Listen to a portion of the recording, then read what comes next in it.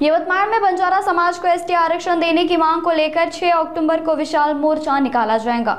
यह मोर्चा वनवासी मारुति मंदिर परिसर में जिलाधिकारी कार्यालय तक निकालेंगे। इस मोर्चे में 1 लाख से ज्यादा लोग शामिल हो सकते हैं, ऐसी जानकारी गौरसेना राष्ट्रीय अध्यक्ष संदेश चौहान ने दी। साथ ही उन्होंने यह भी बताया कि अगर बंजारा समाज की मांगे पूरी नहीं हुई तो इसका असर आगामी चुनाव में देखने को मिलेगा। च्या मोर्चाचं सगळ्यात महत्त्वाचं वैशिष्ट्य असं आहे की संपूर्ण महाराष्ट्रामध्ये गोर बंजारा बहुल जिल्हा म्हणून यवतमाळ जिल्हा ओळखला जातो आणि यवतमाळ हा जास्तीत जास्त लोकसंख्या गोरमाटी असलेला लोकसंख्या जिल्हा आहे आणि जिल्ह्यातील हा जिल्हास्तरीय आणि सगळ्यात मोठा मेळावा आहे आणि या मेळाव्यामध्ये या आंदोलनामध्ये 1 लाखापेक्षा जास्त लोक इथे येणार आहेत आणि म्हणून सरकारला आमची मागणी आहे की त्वरित आमची एसटी आरक्षणाची जी मागणी आहे त्यांनी त्वरित मान्य करावी, कारण आम्ही ही आमची संविधानिक मागणी आहे। आम्ही कोणाच्या भावना दुखवणार नाहीत, पण आमच्याही कोणी भावना दुखवू नयेत, कारण संपूर्ण महाराष्ट्रामध्ये गोर बंजारा समाजाच्या मतदानावरती किमान 60 ते 62 आमदार त्या ठिकाणी निवडून येतात